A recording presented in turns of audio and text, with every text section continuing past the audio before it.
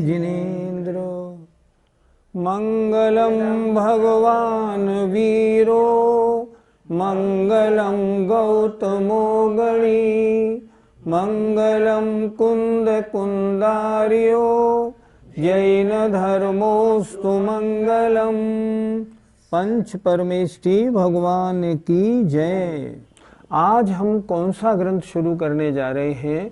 इसका नाम है कुंद कुंद का कुंदन। क्या मतलब? जो इसका हेडिंग है वो अपने आप बता रहा है कि ये आचार्य कुंद कुंद का कुंदन माने सोना है। आचार्य कुंद कुंद ने 84 पहाड़ों की रचना की। 84 पहाड़ों में जितने शास्त्र या भक्तियाँ अभी हमें प्राप्य हैं, आज अवेलेबल हैं, उनमें से आचार्य विद्यासागर जी महाराज ने एक बार कहा था कि इनको सबको पढ़ना तो कुछ लोगों को मुश्किल होता है, फिर क्या करें महाराज? इनमें से कुछ मुख्य गाथाएं छांटो और मुख्य गाथाएं छांट के एक छोटा ग्रंथ बना दो, ताकि जो लोग आचार्य कुंद कुंद के सारे साहित्य को नहीं पढ़ पाए वो एक कुंद कुंद का कुंदन, आचार्य कुंद कुंद महाराज का सोना, उनके साहित्य की प्रमुख गाथाएं पढ़ लें और पढ़ने के बाद उनके वो सारे ग्रंथों का कुछ सार या आत्मोपयोगी जो गाथाएं हैं वो हृदयंगम हो जाए। तो ये कार्य विद्वानों ने किया और कुंद कुंद का कुंदन नाम की ये छोटी पुस्तक बनाई, जिसमें आचार्य कुंद कुंद के साहित्य में से चुन चुन के 134 गाथाएं संकलित की गई। अब ज्ञानशाला में कुंद कुंद के कुंदन के अंतर्गत उन 134 गाथाओं को हम क्रमवार आपको पढ़ाएंगे। गाथाएं प्राकृत में हैं। प्राकृत भाषा थोड़ी नई भाषा तो है, जब तक ग्रंथ आपके सामने नहीं होगा ना, तब तक आप उन गाथाओं का भाव समझ नहीं पाएंगे। हमने जो कुंद कुंद का गुंथन बनाया है उसके अंदर गाथा के एक एक शब्द का अर्थ है। आप वो पढ़ेंगे, पढ़ने में आपको बहुत आनंद आएगा। आप में से जिन महान भावों के पास ये किताबें पहुंच चुकी हैं, अपनी अपनी किताब खोल लें। आज हम कुंद कुंद का कुंदन शुरू करते हैं। आचार्य कुंद कुंद महाराज का हमारे ऊपर परम उपकार है। उनके साहित्य में से जो चुनी गाथाएं हैं वो अब प्रारंभ की जाती हैं। आइए।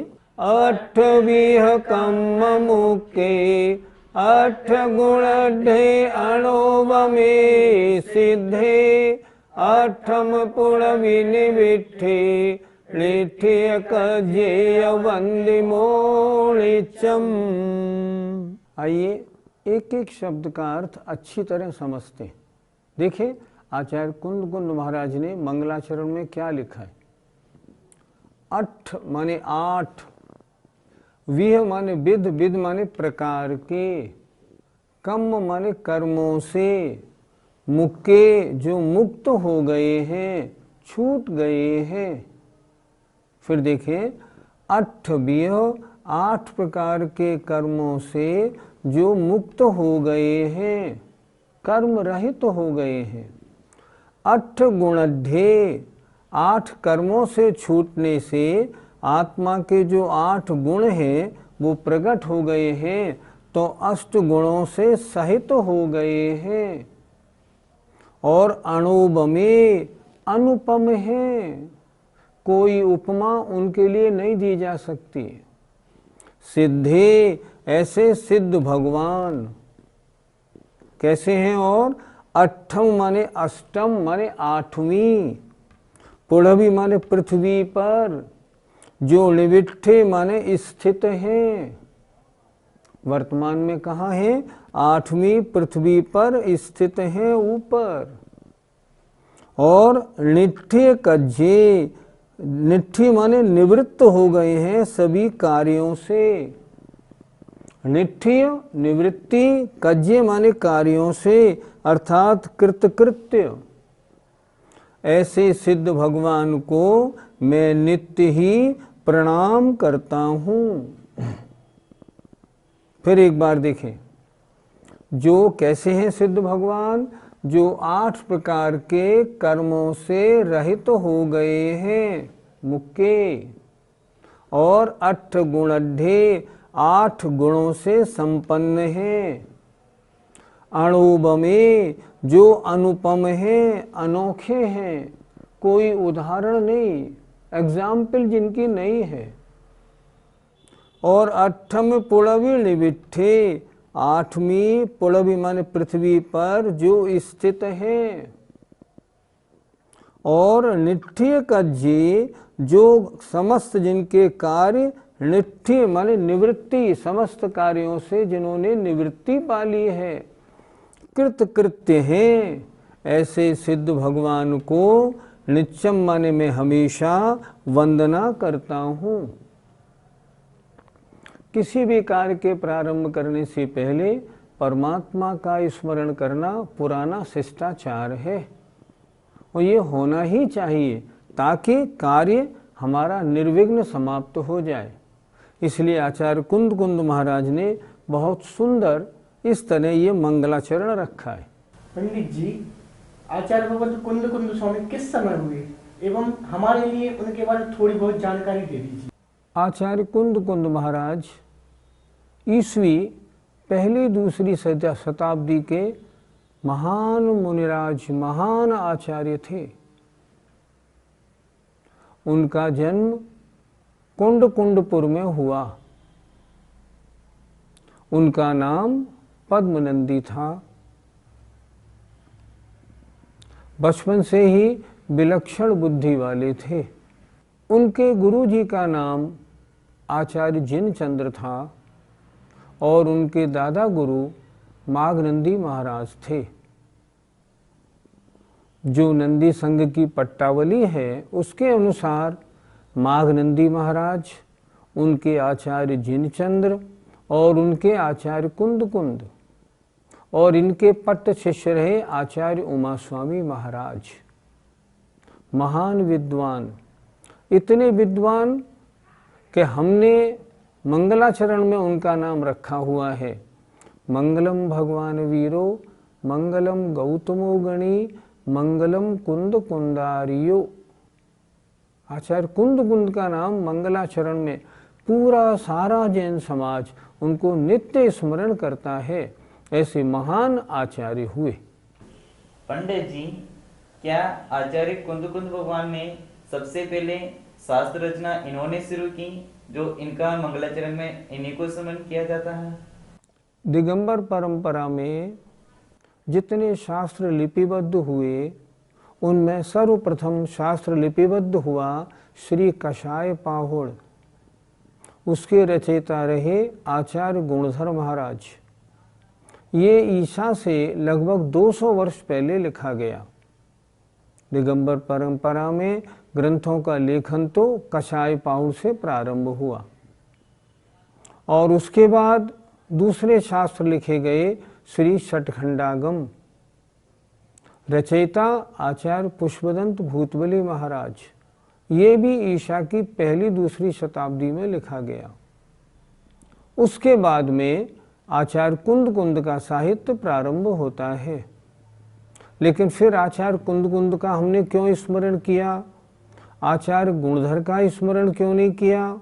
इसका कारण ये है, आचार्य गुणधर और आचार्य पुष्पदंत भूतबली महाराज ने जिन शास्त्रों की रचना की, वो शास्त्र जनमानस में इतने पॉपुलर नहीं हो पाए। वे बहुत उच्च कोटि के सिद्धांत शास्त्र थे। लिखे तो गए, लेकिन केवल बड़े बड़े मुनि और आचार्यों ने ही उनका पठन पाठन किया। जबकि आचार्य कुंद कुंद महाराज ने जनमानस के लिए उस समय की जो लोकल भाषा थी, प्राकृत भाषा, उसको बिल्कुल सरल बना के ग्रंथों की रचना की। आप देखेंगे इनकी गाथाएं कितनी मीठी और सरल हैं, और ये इसीलिए जन जन में पॉपुलर हुए। सारे पूरी जैन समाज में आचार्य कुंद कुंद के जो वचन थे ना, आसानी से ग्रहण किए गए, इसलिए उनका अनंत उपकार स्मरण करने के लिए हमने मंगलाचरण में ही उनका नाम ले लिया। मंगलम कुंद कुंदारियो, कुंद कुंद ऋषिराज हम सबका मंगल करें। पंडित जी, आचार्य कुंद कुंद महाराज ने बजाय आदिनाथ महावीर भगवान के अलावा सिद्ध भगवान की वंदना क्यों की? आचार्य कुंद कुंद महाराज का सबसे महान ग्रंथ जो हमें मिला उसका नाम श्री समयसार, समय पाहुड़। उसमें उन्होंने आत्मा के शुद्ध स्वरूप को बताया। उनको देखने से हमें मालूम पड़ता है कि जो स्वयं ऐसी शुद्ध आत्मा में डुबकी लगाने वाले होंगे वे ही ऐसा ग्रंथ लिख सकते। कहते हैं आत्मा का परिचय देने वाला समयसार जैसा ग्रंथ दूसरा नहीं। आचार्य विद्यासागर जी महाराज कहते हैं आचार्य कुंद कुंद महाराज ने समयसार में तो अमृत घोला है जो आत्मा का परिचय कराता है। पंडित पन्नालाल जी कहते थे अगर कोई समयसार का स्वाध्याय न करे तो मैं समझता हूँ उसको निज और पर का भेद विज्ञान या आत्मा का सही परिचय हो ही नहीं सकता। तो ऐसे कुंद कुंद महाराज जो निरंतर शुद्ध आत्मा की चर्चा करते थे उन्हें अरहंत परमेष्ठी से ज्यादा सिद्ध भगवान पसंद थे। परम शुद्ध आत्मा, उनके रग रग में, रोम रोम में परम शुद्ध आत्मा की चर्चा थी। इसलिए उन्होंने यहाँ भी जो मंगलाचरण किया ना, उस मंगलाचरण में सिद्ध भगवान की वंदना की। पंडित जी, उनके जीवन की मुख्य मुख्य घटनाएं कौन सी रही? उनके जीवन की दो मुख्य घटनाएं बहुत बहुत सुनने में आती हैं। पहली घटना, उन्होंने यहाँ से सिमंदर स्वामी को नमस्कार किया, उनका स्तवन किया। जब स्तवन किया तो सिमंदर स्वामी ने आशीर्वाद दिया। वहाँ बैठे हुए राजा ने पूछा, भगवान कोई नया व्यक्ति तो आया नहीं, आपने आशीर्वाद कैसे दिया? तो सिमंदर स्वामी ने कहा कि वहाँ भरत क्षेत्र में एक आचार्य कुंद कुंद है, उन्होंने वंदना की, उनको आशीर्वाद दिया है। इतना सुनकर वहाँ देव थे, वे देव आए और वे आचार्य कुंद कुंद महाराज को पुंडरीकणी नगरी में विराजमान सिमंदर स्वामी के पास ले गए। कुंद कुंद महाराज तो धन्य हो गए और उन्होंने सिमंदर भगवान से साक्षात दिव्य धुनी रूपी अमृत का पान किया। ये बड़ी अद्भुत घटना थी। दूसरी घटना थी जब गिरनार पर्वत पर यह विवाद हुआ कि प्राचीन धर्म कौन सा है, दिगंबर या श्वेतांबर। जब ये बात चली तब उन्होंने जो वहाँ देवी थी उसके मुख से ये कहलवा दिया कि प्राचीन दिगंबर ही धर्म है। उन दो घटनाओं से आचार्य कुंद कुंद महाराज को बहुत प्रसिद्धि प्राप्त हुई। पंडित जी, आचार्य कुंद कुंद भगवान के बारे में कुछ शिलालेख भी मिलते हैं क्या? दक्षिण भारत में सैकड़ों शिलालेखों में उनका गुणगान है। उनमें लिखा है आचार्य कुंद कुंद महाराज चारण रिद्धिधारी थे। शिलालेखों में लिखा है वो पृथ्वी से ऊपर चलते थे। शिलालेखों में लिखा है कि वे कलिकाल सर्वज्ञ थे। उनको कितनी उपाधियां हैं, शिलालेखों में खूब उपाधियां लिखी हुई हैं। शिलालेखों के द्वारा उनकी महिमा बिल्कुल स्पष्ट होती है। पंडित जी, आचार्य कुंद कुंद भगवान ने महाराज ने किन किन ग्रंथों की रचना की? कहते हैं उन्होंने 84 पाहुड़ बनाए प्राकृत भाषा में। 84 पाहुड़ में बहुत कम 10-15 आज अवेलेबल हैं, बाकी और प्राप्य नहीं। लेकिन बॉम्बे के एक हैं खासगी वाला, उन्होंने 84 पाहुड़ों के नाम विभिन्न स्रोतों से इकट्ठे करके और अपनी एक जो उन्होंने लेख लिखा है उसमें 84 पाहुड़ के नाम दिए हैं। उन्होंने श्री सटखंडागम जी के ऊपर एक 12,000 श्लोक प्रमाण परिक्रम नाम की टीका भी लिखी। वो टीका भी आज हमें उपलब्ध नहीं होती। बहुत सारे पाहुड़, टीका और बहुत भक्तियाँ वगैरह उनके द्वारा लिखी हुई मिलती हैं, लेकिन परकर्म टीका नहीं मिलती और पाहुड़ सारे ग्रंथ भी नहीं मिलते। केवल उनके नाम अभी अभी ज्ञात हो पाए। पंडित जी, सिद्ध भगवान को 8 कर्मों के नष्ट होने से 8 गुण कौन कौन से प्राप्त हुए? ज्ञानावरणी के नाश होने से अनंत ज्ञान अर्थात क्षाय ज्ञान, केवल ज्ञान। दर्शनावरणी के नाश होने से क्षायिक दर्शन अर्थात केवल दर्शन। वेदनी कर्म के नाश होने से अव्याबाधत्व, सुख में बाधा रहित पना होना। मोहिनी कर्म के नाश होने से अनंत सुख या क्षायिक सम्यक्त्व। आयु कर्म के नाश होने से अवगाहनत्व। नाम कर्म के नाम होने से सूक्ष्मत्व।